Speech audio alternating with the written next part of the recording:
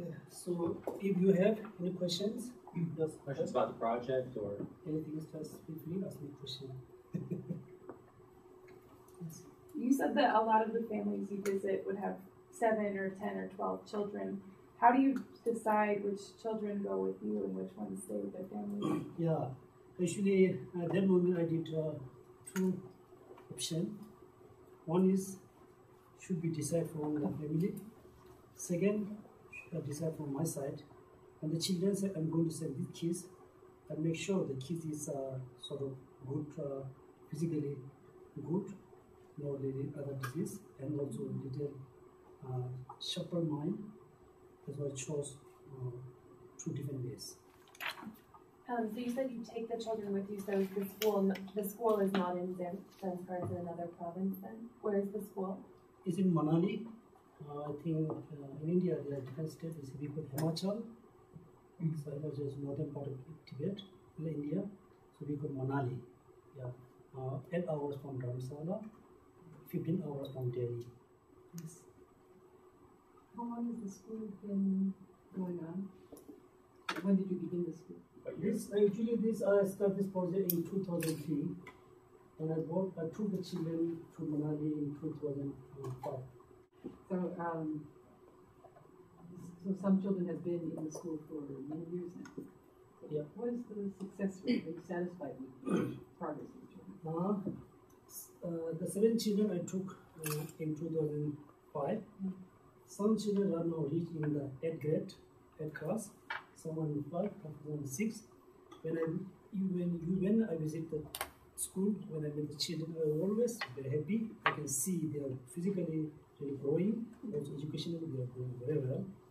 Unfortunately, last year we got little money from someone, and we were able to send the children to Zanskar after 5 years to meet their parents.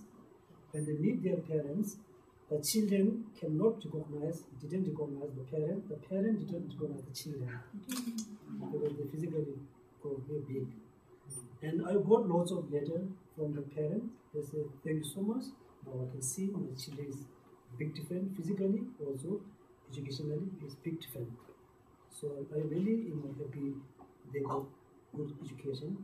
And one thing I hope in the future, when the children finish study, I'm not sure 100%, maybe 90% children can return to Zanskar and Ladakh, and they can, serve in their country. And one thing, when we send the children to Tibetan school, when they finish school, they're really happy to return to Ladakh and Zanskar to teach, to support, to help in Zanskar. When children finish study in government school, most of the children want to stay in Delhi, Bombay, Jammu and Kashmir. They don't want to go back to Zanskar. They don't want to service in this country. And the one very sad thing, when the children finish study in a government school, they really like to do corruption.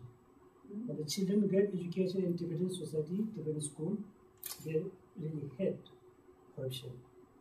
There's this big difference to sending government school and sending Tibetan school. Can you talk a little bit more about the coursework and what you call internal education?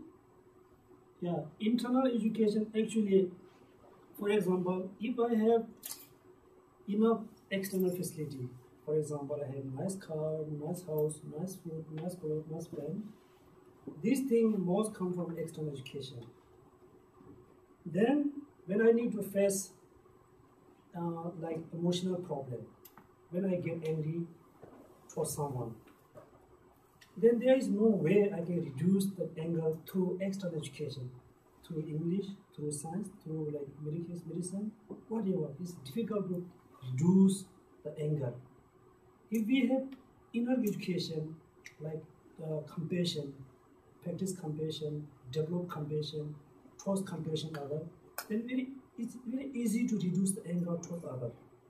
This is talking inner education. Not only like anger, attachment, also like competition.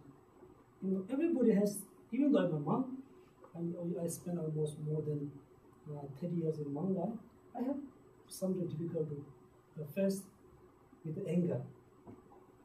If we don't have that kind of tools or methods to reduce anger and attachment, then we lose our inner peace.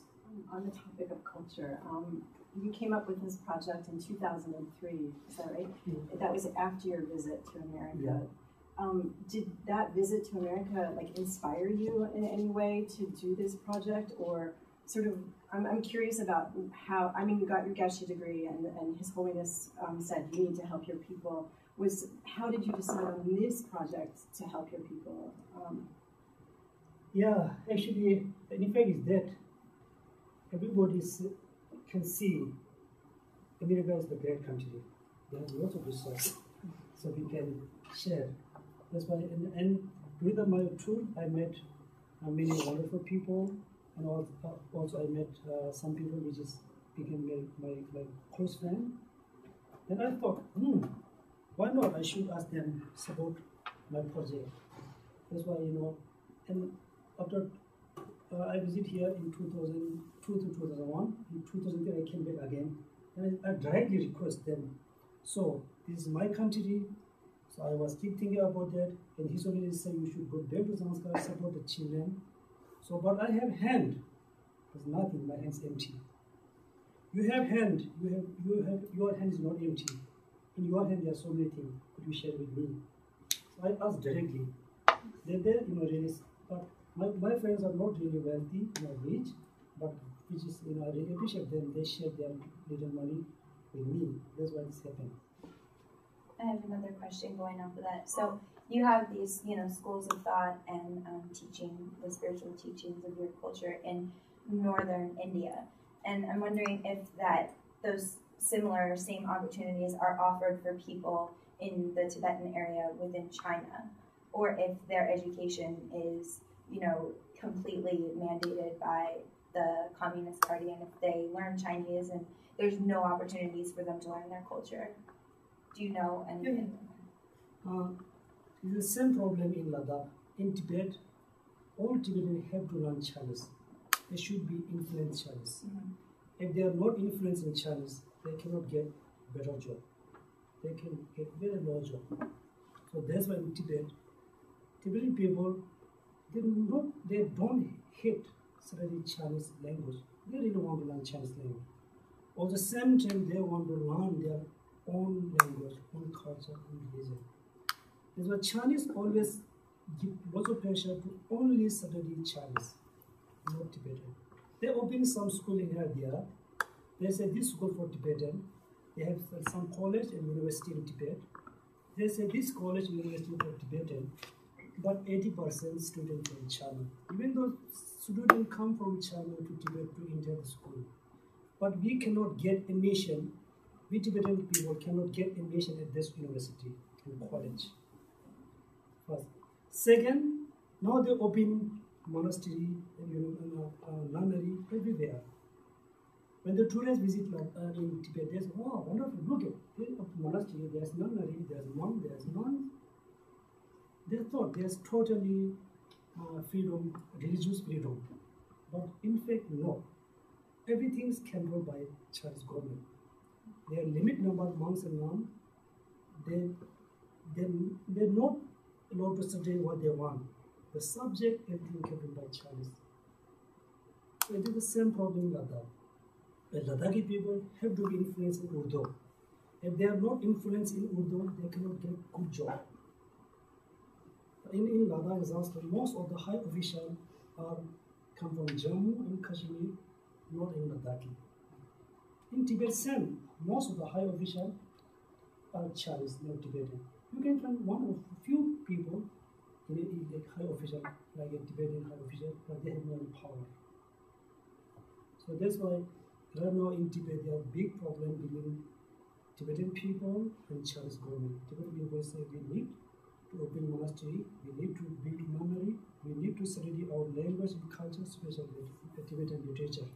The last year in the Tibetan Chinese government took over, and they're not allowed to study Tibetan literature in university and college.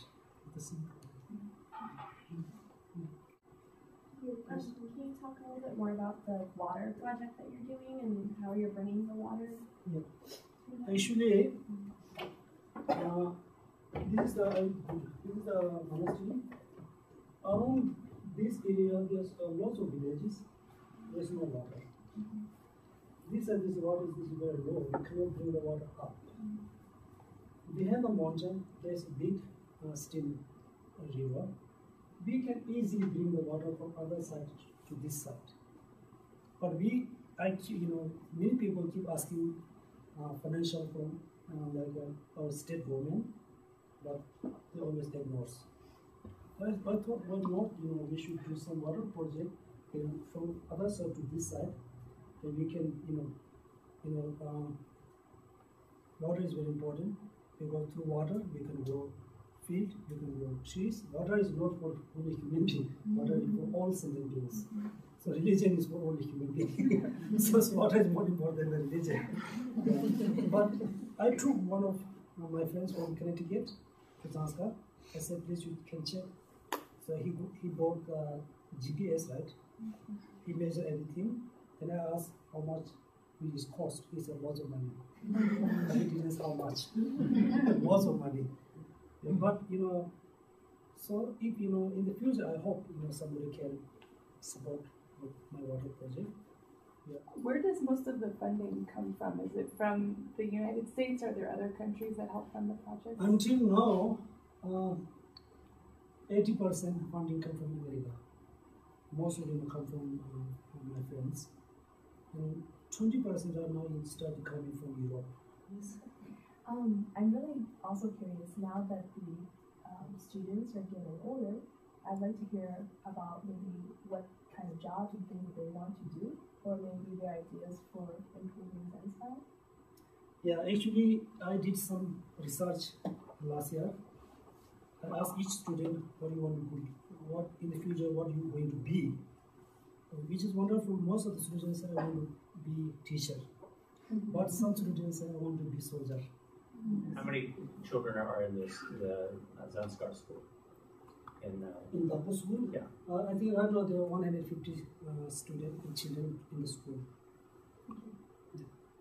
And it's what kind of people are teaching? Is it just the monks and nuns, or do you have lay people teaching? I think most of the teachers are lay people. We have a few monks and nuns who teach in the school. So I rarely get to wear both my hats simultaneously, but and in my capacity as the Buddhist chaplain here and as a Dharma teacher, but also as professor at the Corbell School and director of the Human Rights Degree Program and the Center on Rights Development, sponsored this. Geshe, thank you very much, and thank you all for coming to this event. I encourage you to go to this site to educate yourself further, to looking things, and again, both these are the capacity. They're going to say they're poor graduate students, and they always complain about being poor graduate students, but they have lots. They don't do anything in the summer. So